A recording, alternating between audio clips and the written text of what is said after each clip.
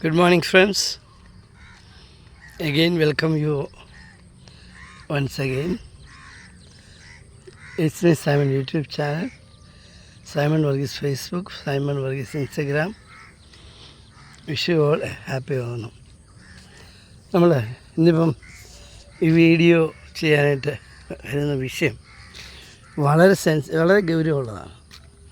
കാരണം ഒരു നാടിൻ്റെ വിജയത്തിൻ്റെയും നാടിൻ്റെ ഒരു വികസനത്തിൻ്റെയും കഥയാണ് എനിക്കിന്ന് നിങ്ങളോട് പറയാനുള്ളത്. ഒരു 2-3 ആഴ്ച മുമ്പ് നമ്മളെല്ലാം സൂപ്പർ മാർക്കറ്റിൽ പോയപ്പം, ലുലുമാളിൽ പോയപ്പം, ഷോപ്പിൽ പോയപ്പോൾ നമ്മളെന്താ കണ്ടത്? വെളിച്ചെണ്ണ വില ഉത്തരവാദിത്തം കൂടുക, അറൗണ്ട് 500 മേളിൽ പോയായിരുന്നു. ഈ തിരുവോണം ആഘോഷിക്കുന്ന ഈ കാലഘട്ടത്തിൽ ഇന്നലെ ഞാനൊരു വിഷയം ഇങ്ങനെ പഠിച്ചു വന്നപ്പം കണ്ടത്, ചാല കമ്പോളത്തിലെ വ്യാപാരികൾ ഒരു മീഡിയക്കാരനോട് പറയുകയാണ്, ഇപ്രാവശ്യം താരതമ്യേന പച്ചക്കറിക്കെല്ലാം വിലക്കുറവാണ്. അവർക്ക് അത്രേ അറിയത്തുള്ളൂ. മാർക്കറ്റിൽ പച്ചക്കറിക്ക് വില കുറഞ്ഞു, വെളിച്ചെണ്ണയുടെ വില കുറഞ്ഞു, തേങ്ങയുടെ വില കുറഞ്ഞു മാത്രമേ അവർക്കറിയത്തുള്ളൂ. അങ്ങനെ അത് മാത്രമേ അവർക്ക് അറിയത്തുള്ളൂ. അവരത്രേ പഠിച്ചിട്ടുള്ളൂ. വാസ്തവം അതിൻ്റെ പിന്നിലുള്ള ഒരു കഠിനാധ്വാനത്തെപ്പറ്റി നിങ്ങൾക്കറിയാം. കാരണം നിങ്ങളത് പഠിക്കുന്നവരും അത് അറിയാവുന്നവരായതുകൊണ്ടാണ്. അതായത് കേരളത്തിലെ ഈ ആഘോഷം പട്ടിണിയുടെയോ പരിവട്ടത്തിൻ്റെയോ പരാതിയുടെയോ കാരണങ്ങളില്ലാതെ നടപ്പാക്കാൻ ഒരു ഗവൺമെൻറ്റിങ്ങിന് കഴിഞ്ഞു എന്നുള്ളതാണ് എൻ്റെ കാര്യം.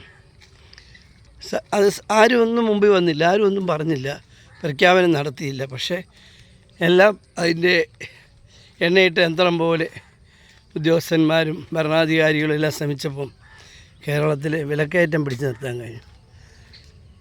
ചിരിക്കുന്നല്ലേ? ഒന്ന് ചിന്തിച്ച് നോക്കിയേ. ഞാൻ പറഞ്ഞത് ശരിയല്ലേ? നിങ്ങളത് ആലോചിച്ചോ? മാർക്കറ്റിലുണ്ടായിട്ടുള്ള ഒരു ഫ്ലക്ച്വേഷൻ മനസ്സിലാക്കിയോ? കഴിഞ്ഞ 2 ആഴ്ച മുമ്പ് ഉണ്ടായിരുന്ന ഒരു കുതിപ്പല്ലായിരുന്നു ഇന്നലെ ഇന്നിപ്പോൾ ഈ കഴിഞ്ഞ ദിവസങ്ങളിലെല്ലാം ഉള്ളത്. അതാണ് ഗവൺമെൻറ്റിങ് ഇടപെടലിൻ്റെ ഒരു ഭാഗമാണ്. സിവിൽ സപ്ലൈസിൽ കൂടെ കേര വെളിച്ചെണ്ണ സബ്സിഡി റേറ്റ് കൊടുത്തു, ആവശ്യമായ മറ്റ് കാര്യങ്ങൾ ചെയ്തു, ക്രമീകരിച്ചു. എല്ലാ ഒഫീഷ്യൽ കാര്യങ്ങളും ഞാൻ പറയുന്നത് ശരിയല്ലല്ലോ. എനിക്ക് എല്ലാം അങ്ങനെ വിളിച്ചു പോകുന്നത് ശരിയല്ല. എന്നിരുന്നാലും മനോമുഖരത്തിൽ വികസനത്തെപ്പറ്റി ചിന്തയുള്ളവർക്കതറിയാം. ഒരു സൂപ്പർ ഗവൺമെൻറ്റിങ്ങാണ് ഇവിടെ നടന്നത്. അതുപോലെ തന്നെ കേന്ദ്ര ഗവൺമെൻറ്റിൻ്റെ ഒരു പ്രഖ്യാപനം വന്നിട്ടുണ്ട്. GST കൗൺസിലിൻ്റെ തീരുമാനം വന്നിട്ടുണ്ട്. അത് സംസ്ഥാനങ്ങൾക്ക് നഷ്ടമുണ്ടാക്കും, സത്യമാണ്. പക്ഷേ സാമാന്യ ജനങ്ങൾക്കത് മെച്ചമുണ്ടാക്കും. സംസ്ഥാനങ്ങളുടെ നഷ്ടം ഗവൺമെൻറ് നികത്തണമെന്ന് നമ്മുടെ ബഹുമാനപ്പെട്ട ധനകാര്യമന്ത്രി ആവശ്യപ്പെട്ടിട്ടുണ്ട്. ഒരു മന്ത്രി മാത്രമല്ല, ഒട്ടുമിക്ക സംസ്ഥാനങ്ങൾ BJP ഭരിക്കുന്ന സംസ്ഥാനങ്ങളിലെ മന്ത്രിമാർ പോലും ആ ആവശ്യം ഉന്നയിച്ചിട്ടുണ്ട്. ഒരു കാര്യം ഞാൻ പറയാം, നമ്മുടെ നാട് വിജയത്തിലേക്കാണ്. നമ്മുടെ നാട്ടിലെ പ്രവർത്തനങ്ങൾ ഊഷ്മളവും പോസിറ്റീവും വിജയത്തെ ലക്ഷ്യം വെച്ചുള്ളതുമാണ്. ഇതിന് നമുക്ക് സംശയമൊന്നുമില്ല. തീർച്ചയായിട്ടും ഈ ഓണം ആഘോഷിക്കുമ്പോൾ നമുക്കിതൊക്കെ ഒന്ന് പിന്തിരിഞ്ഞ് നോക്കാം. ഈ ആഘോഷത്തിന് വേണ്ടി നമ്മളെ കരുപ്പിടിപ്പിക്കുന്ന നമ്മുടെ ഭരണാധികാരികളെയും അവരോടൊപ്പം നിൽക്കുന്ന ഉദ്യോഗസ്ഥരെയും നമുക്ക് മനസ്സിലേക്ക് കൊണ്ടുവരാം.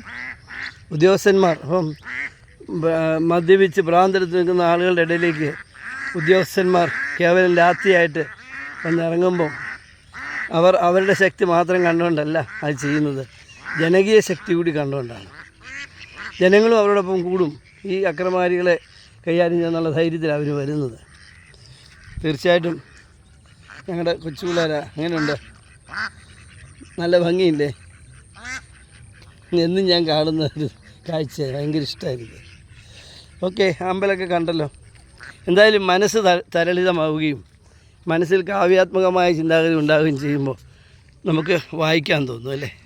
അല്പസ്വല്പമൊക്കെ വായിക്കണമെന്നേ, അല്പസ്വല്പമൊക്കെ പഠിക്കണമെന്നേ. അല്ല ഇങ്ങനെ ഞാനെല്ലാം ആർജിച്ചു, വിദ്യ ആർജിച്ചു, സമ്പത്ത് ആർജിച്ചു, ഇനി എനിക്കൊന്നും ചെയ്യാനില്ല എന്ന് വിചാരിച്ച് കുത്തിയിരിക്കരുത്. നിങ്ങൾക്ക് നിങ്ങളുടെ ഗ്രേവ് യാർഡിലേക്ക് പോകുന്നിടം വരെ പഠിക്കാം, മനസ്സിലാക്കാം, മാറ്റങ്ങൾ വരുത്താം, ചെറിയ ചെറിയ കാര്യങ്ങൾ ഈ നാടിൻ്റെ നന്മയ്ക്ക് വേണ്ടി പറഞ്ഞു കൊടുക്കാം. അങ്ങനെ വേണ്ടേ? നമ്മളെല്ലാം നമ്മുടെയൊക്കെ ആയുസ് ഇപ്പോൾ എനിക്ക് എപ്പോഴും പറയാറുണ്ട്, ഐ എം ഇൻ മൈ 65+. സർക്കാർ സർവീസ് 35 വർഷം ഉണ്ടായിരുന്നു. എന്തുമാത്രം ട്രെയിനിങ്, എന്തുമാത്രം പഠനങ്ങൾ, ഡിഗ്രി, PG എല്ലാം എടുത്ത് ഇതിൽ നിന്നെല്ലാം ആർജിച്ചെടുത്ത അറിവുകൾ നമ്മളാരോടും പറയാതെ അങ്ങ് അസ്തമിച്ച് പോവുകയല്ലേ. അപ്പോൾ എന്നേക്കാൾ മുമ്പിലായ നിങ്ങൾക്ക്, അറിവുള്ള നിങ്ങൾക്ക് ഇതൊക്കെ ചെയ്യാം. അറിവുള്ള കാര്യങ്ങൾ സമൂഹത്തോട് പറയാം, പങ്കുവെക്കാം, അങ്ങനെ സാമൂഹികമായി ഉയർത്തെഴുന്നേക്കാം. ഓക്കെ, എനിയോ ഐ എം സോ പ്രൗഡ്. ഒരു ഇന്ത്യയിൽ ജനിച്ചതിന്, ഒരു ഇന്ത്യക്കാരനായതിന്, പ്രത്യേകിച്ച് കേരളത്തിൽ ജീവിക്കുന്ന ഒരു മലയാളിയായതിന്, ഒരു കോട്ടയംകാരനായതിന്, അങ്ങനെ എന്തെല്ലാം വിധത്തിൽ നമ്മൾ അഭിമാനിക്കുന്നതല്ലേ. തീർച്ചയായിട്ടും നമുക്ക് നമ്മുടെ ഈ സന്തോഷം, ഈ ഒരു പോസിറ്റീവ് സെൻസിങ് മുമ്പോട്ട് കൊണ്ടുപോകാം. അതിനുതകുന്ന തരത്തിൽ ഒരു നല്ല ഗവൺമെൻറ്റിങ് ഉണ്ടെന്നുള്ളതുകൊണ്ടാണ് കൂടുതൽ സന്തോഷമുള്ളത്. തീർച്ചയായിട്ടും നമ്മുടെ കേരളം അധികം കാലം കഴിയുന്നതിന് മുമ്പ് തന്നെ, ഒരു 5-10 വർഷത്തിനുള്ളിൽ തന്നെ ഇതൊരു ഡെവലപ്ഡ് സ്റ്റേറ്റ് എന്ന് കേന്ദ്ര ഗവൺമെൻറ് നോട്ടിഫിക്കേഷൻ ഇറക്കും എന്ന കാര്യം സംശയമൊന്നും വേണ്ട. നോട്ടിഫിക്കേഷൻ ഇറക്കിയാൽ നമുക്ക് അപ്പോൾ ഇപ്പോഴേ ചിലർ നോട്ടിഫിക്കേഷൻ ഇറക്കിയാൽ നമുക്ക് ഇല്ല, ഭരണഘടനാനുസൃതമായി നമുക്ക് ലഭിക്കേണ്ടതെല്ലാം കിട്ടും. പക്ഷെ എന്നിരുന്നാലും തീരെ പാവങ്ങൾ മറ്റ് സ്റ്റേറ്റ് കാണുമ്പോൾ ഭയങ്കര സങ്കടം തോന്നും കേട്ടോ. അവിടുത്തെ ജനനേതാക്കന്മാർ ഉയർത്തെഴുന്നേറ്റ് പ്രവർത്തിക്കാൻ വേണ്ടിയാണെന്നുള്ള സത്യം വേറെ. ഈ കേരളത്തിൽ നമ്മൾ ഇംഗ്ലണ്ടിൽ നിന്നും അമേരിക്കയിൽ നിന്നും ചെല്ലുന്നവരെ പോലെ നമ്മളെ അവർ കാണുന്നത്. ഒരു അതുപോലെ വെൽ ടു ഡു സ്റ്റേറ്റിൽ നിന്ന് വരുന്നവരാണ്. അവിടെ നിയമവാഴ്ചയുണ്ട്, അവിടെ ഗവൺമെൻറ്റിങ് ഉണ്ട്, അവിടെ പട്ടിണി കിടക്കുന്നതിനെ ചോദിക്കാൻ ആളുണ്ട്, ആരോഗ്യമില്ലാത്തതിന് ഭക്ഷണം കൊണ്ട് കൊടുക്കാൻ ആളുകളുണ്ട് എന്നുള്ള വിചാരം അന്യസംസ്ഥാനക്കാരുടെ ഇടയിൽ പോലും അങ്ങ് പടർന്നിരിക്കുന്നു. അതിൻ്റെ ഗമയും നമുക്കുണ്ട്. ഫ്രം കേരള എന്ന് പറയുമ്പോൾ തന്നെ ഏതൊരു സ്റ്റേറ്റിലാണെങ്കിലും നമുക്കൊരു സ്വീകാര്യതയുണ്ട്. തീർച്ചയായിട്ടും നമ്മുടെ ചീപ്പ് പ്രവർത്തനം കൊണ്ട് അതൊന്നും കളയരുത്, നമുക്കത് കാത്തു സൂക്ഷിക്കാം. അതിഥി ദേവോ ഭവ എന്ന നമ്മുടെ ആ ഒരു ഇതുണ്ടല്ലോ, അതാണ് നമ്മളെ ഇത്രയും പേര് ഇവിടെ കേരളത്തിൽ വരുന്ന ഒരു ഉത്തരേന്ത്യക്കാരനും നിരാശനായി മടങ്ങിപ്പോകുന്നില്ല. ഒന്നാം തരം ഭക്ഷണം, നല്ല പെരുമാറ്റം, അത്യാഡംബരപൂർവമായ പ്രകൃതി, അങ്ങനെ അങ്ങ് നിൽക്കുകയല്ലേ കേരളം പിരിഞ്ഞ്. അപ്പോൾ തീർച്ചയായിട്ടും നമ്മൾ മറ്റ് സംസ്ഥാനങ്ങളിൽ പോകുമ്പം നല്ല പെരുമാറ്റം, നോബൽ പെരുമാറ്റം, കുലീനത്വമുള്ള പ്രവൃത്തിയെല്ലാം കൊണ്ട് അവരുടെ ഇടയിൽ ഇനിയും അഭിമാനം, അന്തസ്സ് നേടിയെടുക്കാൻ നമുക്ക് കഴിയണം. നമുക്ക് എല്ലാവർക്കും അങ്ങനെ ചെയ്യാം. നമ്മളങ്ങനെ ചെയ്യുന്നവരാണ്. തീർച്ചയായിട്ടും ഒരു 1-2 അടി മുന്നോട്ട് വെച്ചുകൊണ്ട് നമുക്ക് ഈ ലോകത്തെ സ്നേഹിക്കാം അല്ലേ. All the best. Have a fantastic positive day. Praise our God. Thank U.